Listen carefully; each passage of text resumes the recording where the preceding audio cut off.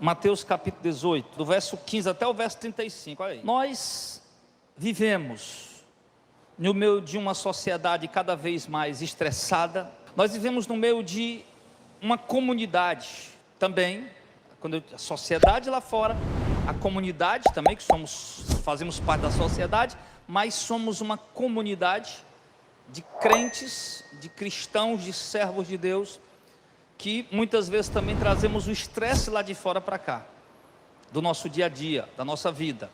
E quando não trazemos o estresse lá de fora para cá, nós somos imperfeitos por natureza. Quando eu digo imperfeitos por natureza, eu não quero dizer que Deus errou em alguma coisa quando nos fez, mas eu quero dizer que a nossa natureza humana ela é caída, depravada, e por conta dessa natureza caída, depravada, nós somos imperfeitos, mesmo tendo sido salvos por Cristo, perdoados por Cristo, mas ainda continuamos sendo seres, agora perdoados, mas imperfeitos.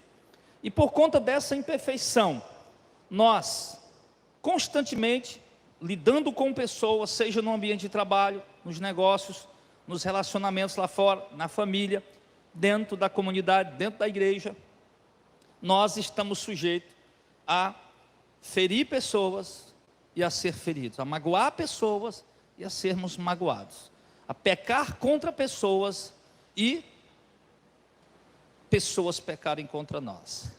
E Jesus estava tratando aqui desse assunto em dado momento com seus discípulos, e ele nos ensina aqui, eu diria que 3 coisas importantes, só que dentro dessas 3 coisas importantes, nós temos vários subtópicos, vários subpontos em cada ponto desse. Só que, claro, não vamos discorrer tudo isso aqui, porque a gente vai procurar resumir. Mas nós podemos observar aqui, do versículo 15 até o versículo de número 20, Jesus falando como deve ser o procedimento quando um irmão pecar contra nós, ou mesmo quando nós pecarmos contra algum irmão. Jesus ensina que a melhor forma de resolver isso é através de quê? Que ele diz aqui? Nós já fizemos a leitura, né? Através do diálogo, através de uma conversa, tá? Para tentar levar aquele irmão a reconhecer o seu erro, o seu pecado, e mesmo se arrepender. Mas Jesus disse que quando uma conversa pessoal não resolver a situação, aí sim, você pode chamar algumas testemunhas, mas 1 ou 2 irmãos, porque era assim entre os judeus. Às vezes uma conversa entre 2 pessoas, ela não era o suficiente, precisava ter testemunhas. Entre os judeus, quando tinha 2 testemunhas pelo menos, ouvindo um determinado assunto, era o suficiente, tá? Para se comprovar a veracidade ou a falsidade de uma situação, ou de um assunto, ou de um negócio que foi feito. Então Jesus disse isso, porque a palavra de um homem, ela deve, como eu posso dizer, ser valorizada. Nós vemos um tempo que as pessoas mentem muito, onde a palavra do ser humano parece que não vale mais nada, mas pelo menos entre o povo judeu isso era diferente, e entre nós, o povo de Deus, a igreja também deve ser diferente. Paulo nos ensinou que nós, ou é sim, ou é não. A gente tem que ter palavra firme. Então, Jesus disse que você vai conversar com seu irmão, tenta resolver a situação. Se não conseguir, aí você chama mais 2 irmãos, pessoas de confiança, pessoas íntegras, idôneas, servos de Deus, e leva aqueles 2 também para conversar com aquela pessoa junto com você, tenta resolver a situação. Se aquela pessoa continuar a negar-se,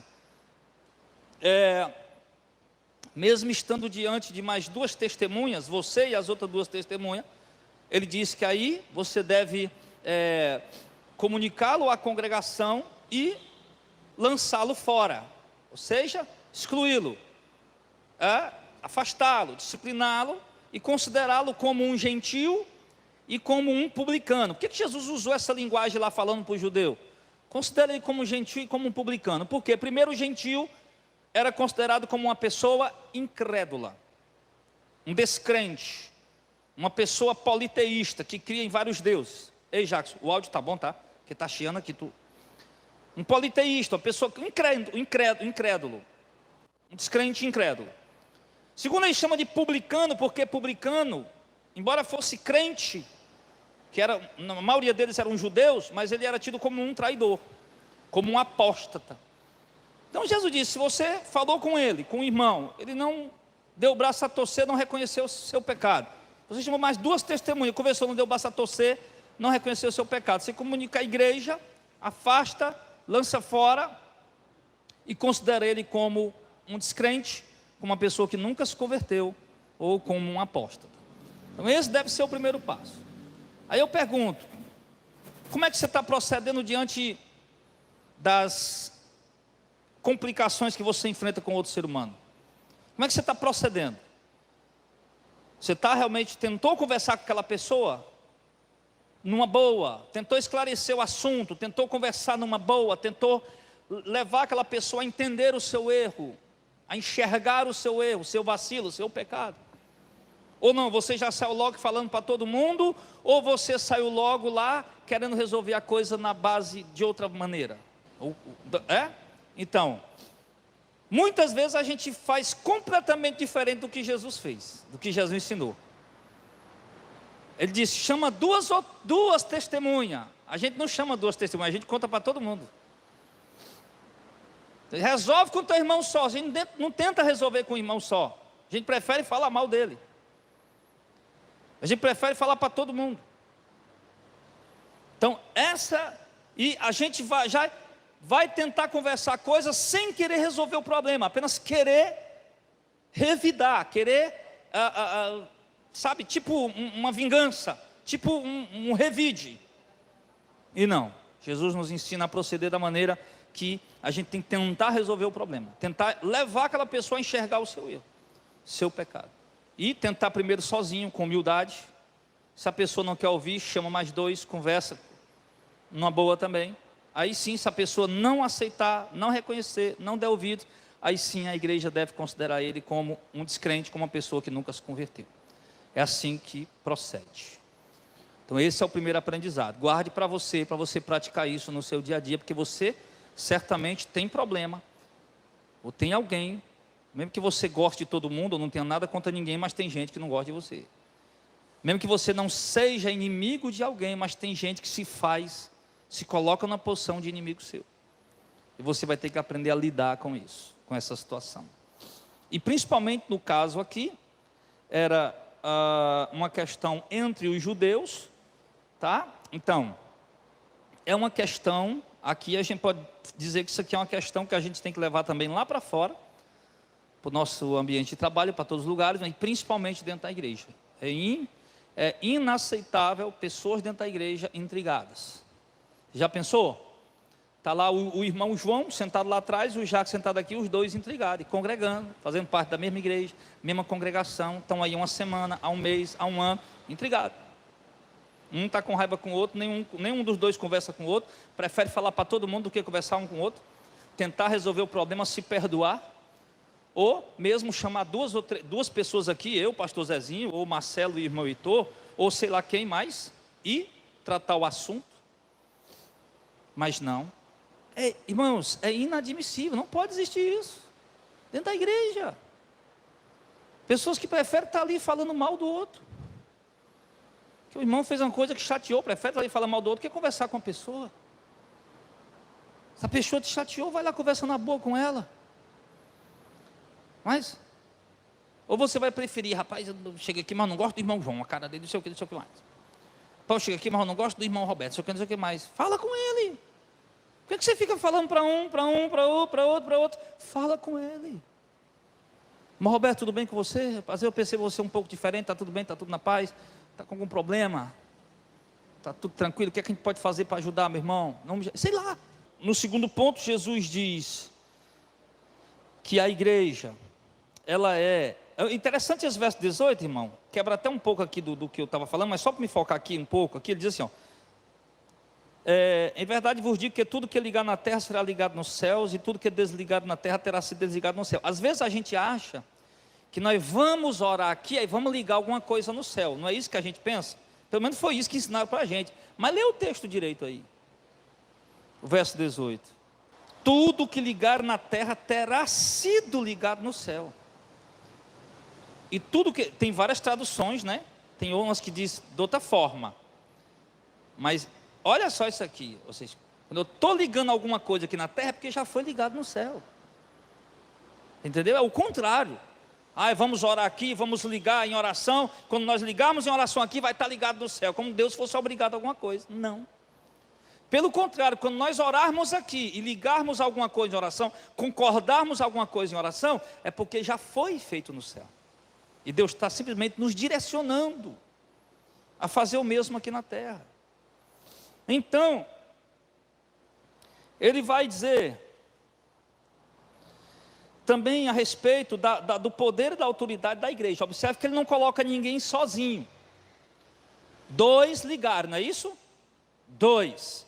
Depois ele diz no verso 19, que também vos digo que, se 2 dentre vós sobre a terra concordar a respeito de qualquer coisa que porventura pedir, lhe será concedido por meu Pai que está no céu.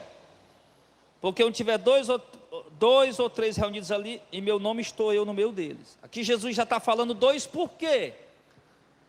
Porque nós só podemos ser chamados de igreja quando estivermos no mínimo 2 reunidos. 2 ou 3, aí vai. Mas um só nunca poderemos ser chamados de igreja. Então, um só nós somos templo. Um só nós somos morada de Deus, templo de Deus, habitação do Espírito Santo. Mas igreja, nós somos quando estamos reunidos. Aí, quando eu estou reunido com a minha esposa, se ela também é crente, pronto, está a igreja. Se eu estou reunido com meu filho ali, se ele é crente, ali está a igreja. Por isso que eu sempre digo para vocês, isso aqui não é igreja. Isso aqui não é o templo, a igreja somos nós, 2 ou 3 reunidos. For se reunir lá embaixo do viaduto, para não dar mais pagar o lugar, não, vamos para debaixo do viaduto, vamos para debaixo do viaduto, lá está a igreja. 2 ou 3 está a igreja. Então observe que Jesus ele não dá assim uma autoridade, irmão, exclusiva para um indivíduo só. Jesus ele dá uma autoridade assim coletiva para a igreja. Ele mostra que uma igreja tem que ser unânime.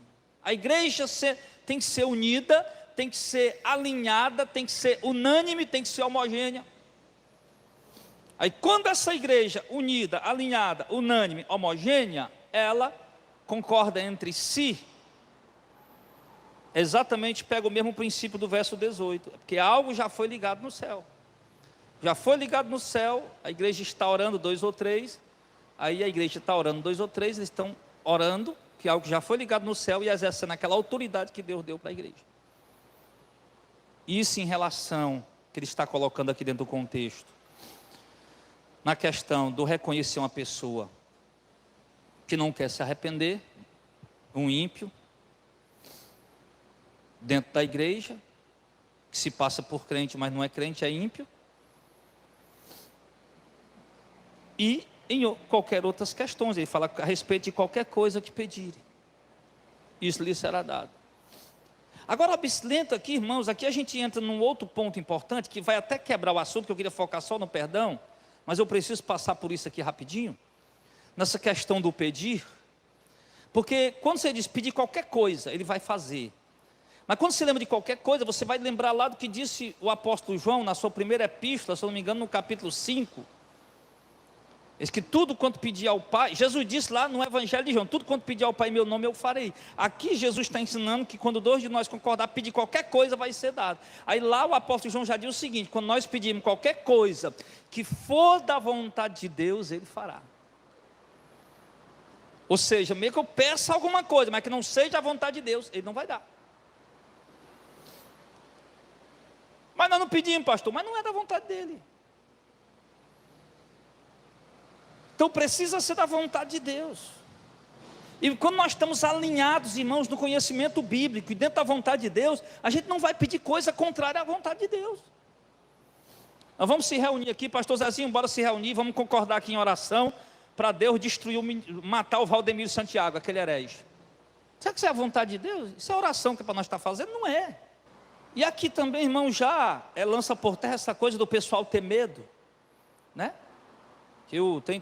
Um pessoal aí, tanto o Valdemiro Santiago, como o Agenor Duque e outros, que tem a moda de chegar e amaldiçoar o povo, né? Chega lá e eu amaldiçoo. Outro dia eu gravei um vídeo, eu disse ao Valdemiro e ao Agenor, e amaldiçoem a mim. Joguem em mim a maldição de vocês. Porque eles ficam jogando em cima do povo, e o povo que não conhece Bíblia tem medo. Porque os que não conhecem Bíblia, porque quem conhece Bíblia não vai ter medo da maldição do Valdemiro, não. O que está acontecendo com ele agora? Um monte de igreja fechando, não tem dinheiro para pagar as coisas lá e tal. O que é? Será que alguém amaldiçoou ele? Não, irmão, isso é coisa que vai acontecendo mesmo, naturalmente. Ou pode ter chegado aí a hora de Deus tratar com ele, né? Com esse falso profeta. Mas enfim. Então, nós temos que, Jesus diz, quando tiver 2 ou 3 reunidos em meu nome, estou eu ali no meio deles. Então, Jesus está, Ele habita em nós, mas reunido como igreja, Ele está entre nós ali como igreja, temos que estar reunido no nome dEle. Não, estamos aqui na nossa casa, eu, a minha esposa e meu filho, reunidos em nome do Senhor Jesus, sei lá, num culto doméstico, alguma coisa que Ele está fazendo. Então Jesus está lá no nosso meio, estamos reunidos em nome dEle, 2 ou 3. Agora, seguindo adiante dentro do assunto, desculpa aí os irmãos terem feito aberto aí esse parênteses, né, vou chamar, não é parênteses não, é parênteses mesmo, aquele que bota, parênteses, né, aspa, né, não, mas aquele coisinha que coloca assim, escreve uma coisa dentro, é parênteses mesmo, né, parênteses, então desculpe os irmãos ter aberto aí esse parênteses, mas vamos lá. Então passa aí, o Pedro ouviu Jesus falar sobre essas coisas, verso 21, e perguntou a Jesus, Senhor, que o Pedro, você observa que ele era o arguidor, né, era o questionador. Pedro se aproximou e perguntou, Senhor, até quantas vezes o meu irmão vai pecar contra mim e eu devo lhe perdoar? 7? Resposta de Jesus, 70 vezes 7.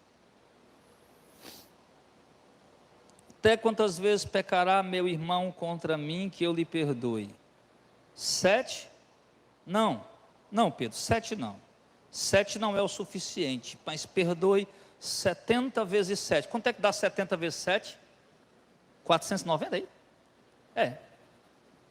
490 vezes.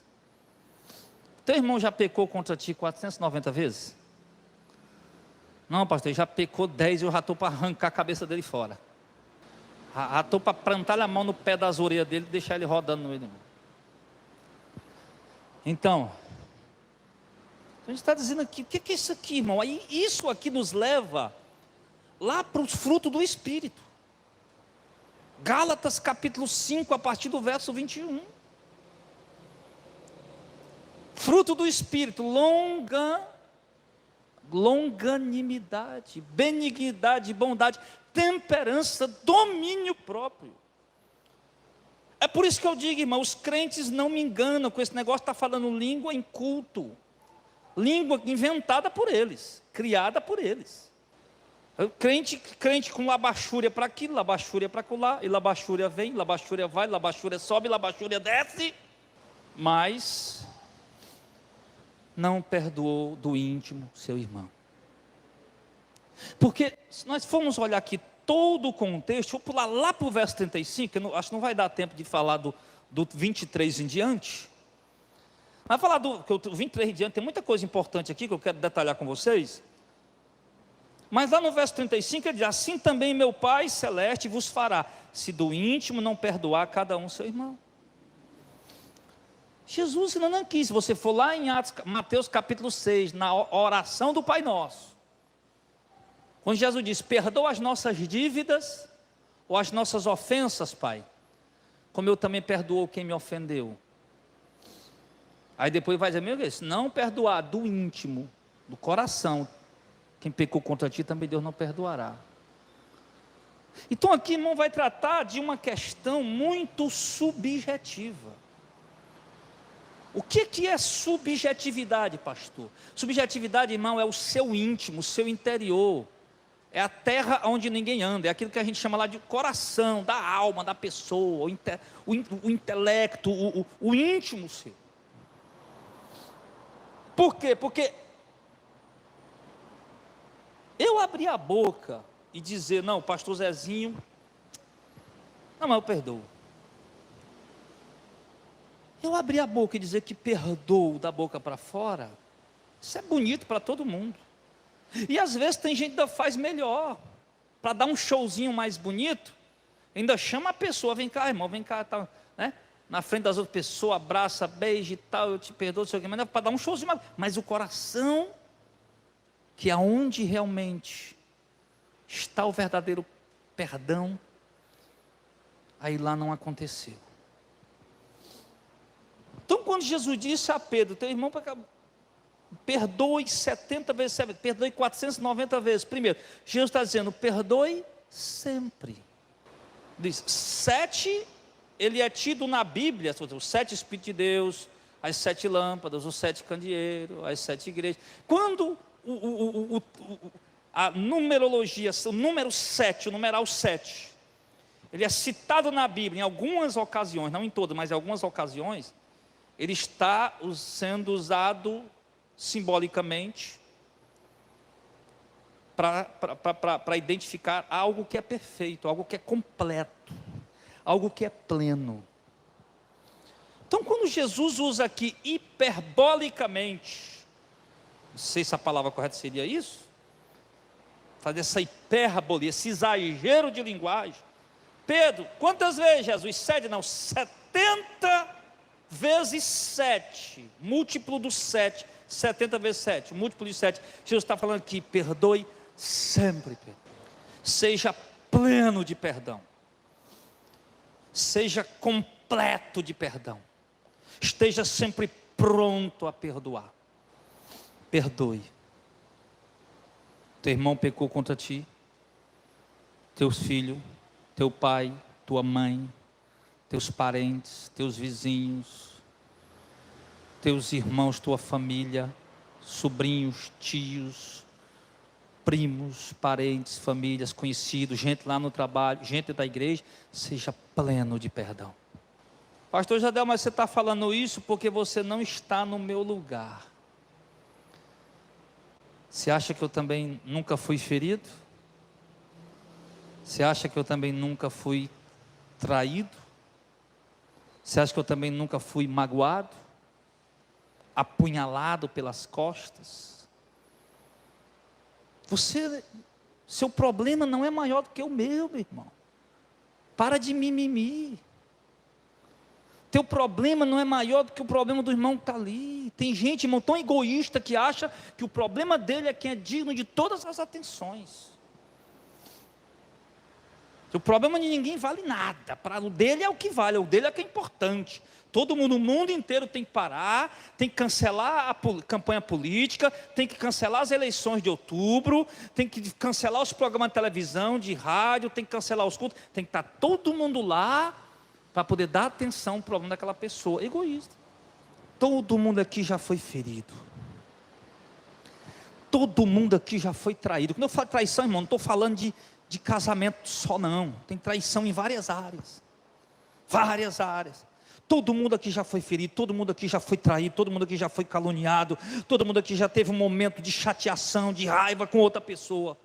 Mas todo mundo tem que proceder da mesma forma, perdoar.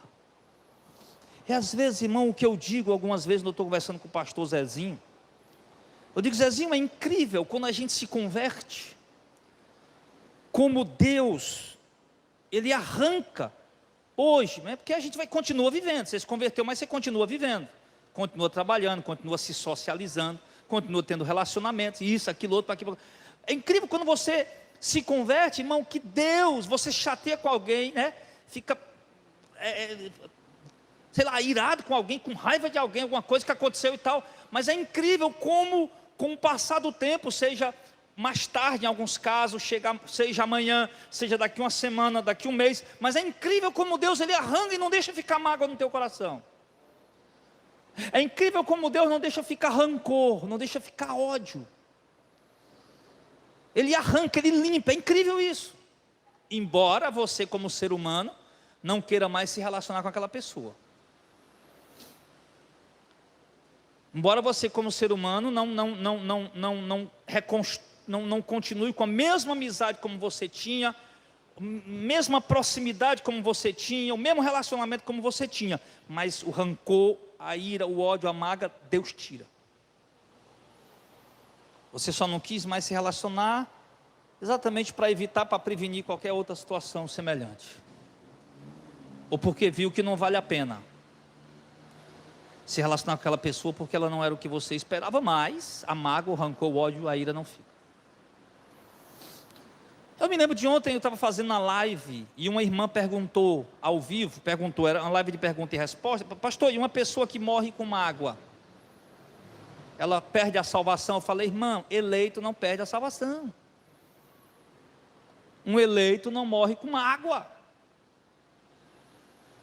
Um eleito não morre com ódio, porque uma característica do eleito, ele tem os frutos do Espírito. Por mais que demore, a ferida porque tem graus de ferida, tem graus de agressão. Uma coisa é eu ser traído pelo Jacques, que é meu amigo, no nosso relacionamento, vou ficar muito magoado, triste, mas outra coisa é eu ser traído pela minha esposa. Só observe que são duas traições distintas, mas uma vai ferir mais, não é verdade? Uma vai magoar mais, vai doer mais. Então, a do Jacques eu posso até superar. Não, o Jacques é meu amigo, imperfeito, vacilou disso aqui e tal. Vou relevar. Fiquei chateado, mas vou relevar. Pronto. Mas aí a traição da esposa, a traição do marido, aí é uma ferida que demora um pouco mais de tempo para sarar. Demora. É uma coisa que nunca vai ser esquecida, mas que pode ser lembrada não mais com ódio, com rancor, com ira. Pode ser lembrado como um momento doloroso da sua vida. Então, há várias situações que a gente passa na vida, em que a gente vai precisar perdoar alguém. Sei lá, às vezes uma bobagem que alguém falou no trabalho te chateou. Sei lá, de repente você chega aí na igreja, e sabe aquela hora que a gente está voador? Porque eu mesmo estou voador esses dias. Outro dia eu fui levar o irmão João para Madalena, mas eu fui me lembrar dele, aí chegando no Canidé. Precisei voltar. Não, estou brincando, já estava lá, estava longe. Irmão João, e eu me lembrando, e eu dirigindo. Eu vou entrar aqui e pegar o irmão João. Vixe, rapaz, esqueci, olha aí, passei da entrada. Lá na frente, não, mas eu entro lá na frente, no metrópole. Passei de novo, olha. Vou me lembrar lá na frente. Às vezes a gente está voador. Hoje mesmo eu cheguei ali, que a irmã Antônia ficou de arrumar um medicamento que eu preciso usar ele, por causa da minha faringite, e estava faltando em toda a farmácia, né? Aí a irmã Antônia conseguiu, a Vênia falou com ela, a irmã Antônia conseguiu. Na farmácia, lá na região que ela mora. Aí eu cheguei a falar com a irmã Antônia, se ela tinha conseguido, né, o remédio e tal, estava contente, agradecer a ela, e a nenezinha do Jacques, a Giovana, no braço da irmã Antônia. E toda vez que eu chego, eu brinco logo com ela, faço logo. E eu nem me importei com a Giovana. Eu cheguei tão ligado na irmã Antônia, obrigado, aí a senhora conseguiu, o papai foi um milagre, tal. Daí a Giovana reclamou, olhou assim, esticou a mão, pegou em mim, tal. Eu disse, vala, bebê, não sei o que, tal. Então tem hora que a gente está voador, às vezes você chega para os irmãos, pai do seu irmão, aí tem um irmão que você não, sei lá, do nada você esqueceu de pegar na mão do irmão, pegou na mão de todo mundo. Mas isso é coisa que chateia. Poxa, que o irmão pegou na mão de todo mundo, não pegou na minha? O irmão falou que todo mundo falou comigo? Às vezes não é maldade, às vezes a pessoa vacilou, estava voado daquele. Não, mas ele pegou na mão de todo mundo. O caba quer porque quer briga. Não, pastor, mas foi para mim, foi. Tem gente que paga um boi para entrar numa briga, né? E dá uma boiada para não sair.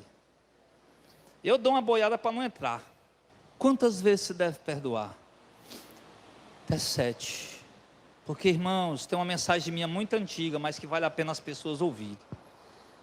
Mágoa e ressentimento, uma carta na manga de Satanás. Depois, a mágoa entrar no teu coração, meu irmão, o ódio, a mágoa, e não vier o perdão, tudo bem, a pessoa quem pecou contra ti, mas ao mesmo tempo também, aquele pecado que ela cometeu contra ti, ela conseguiu fazer você pecar também. Ela conseguiu plantar uma semente maligna no teu coração. Uma semente tão maligna de ódio, de mágoa, de rancor, que está matando tua vida de oração. Está matando teu relacionamento com Deus. Está tirando você da presença de Deus. e pensamentos ruins na sua mente. Então a falta de perdão nos adoece. Tem alguém para você perdoar? Perdoe. Querido, perdoe, porque eu te digo, você vai tirar um peso de cima de você. Foi você que errou? Ah, pastor, foi eu que errei. Hoje eu reconheço. Pois, peça perdão. Não é fácil, não. Peça perdão, irmãos, para o teu próprio bem. Ah, pastor, mas se eu for lá ela não me perdoar, aí já vai ser problema dela. Vá lá, humildemente, peça perdão. Não peça desculpa, não. Peça perdão, que é mais forte. Fulaninho, eu vim aqui para te pedir perdão. Tem gente egoísta que não, mas tem que pedir perdão só para Deus. Não, você tem que pedir perdão também para a pessoa que você magoou. Tem gente, irmão, que magoa os outros, fere os outros, pega contra os outros, ainda faz chacota ainda. Eu já vi relatos de amantes ligando para a mulher do cara que ela está saindo. A mulher pegou teu marido, aí liga para ti, para zombar de ti. Eu já vi casos fazendo isso. Já vi pessoas não falar isso. A amante ainda vai ligar para a mulher: olha, eu estou com o teu marido aqui. Aí, você acha que isso vai ficar de graça? Não deixa a mágoa entrar no teu coração, não. A palavra de Deus diz assim, ó: não vos vingueis a vós mesmos, deixa a vingança pertence a Deus. Não vos vingueis a vós mesmos, vingança pertence a mim. Pode ter certeza, a vingança de Deus, ela é mais dolorosa do que o que você quer fazer para se vingar. E o melhor, você ainda vai ficar com a mão limpa. Perdoe sempre. Eu sei que não é fácil. Coisa mais difícil que eu tive que fazer na minha vida, algumas vezes, foi procurar pessoas para pedir perdão. É muito difícil. Muito difícil mesmo. Mas faça isso, irmão, porque com certeza você só tem a ganhar. E deixa Deus trabalhar. Passa o tempo que passar, Ele vai honrar você por ter perdoado. Ele vai honrar você por ter se humilhado. Da mesma forma Ele vai abater os soberbos, os arrogantes, que não reconheceram seus erros, seu perdão. Vamos ficar de pé em nome de Jesus.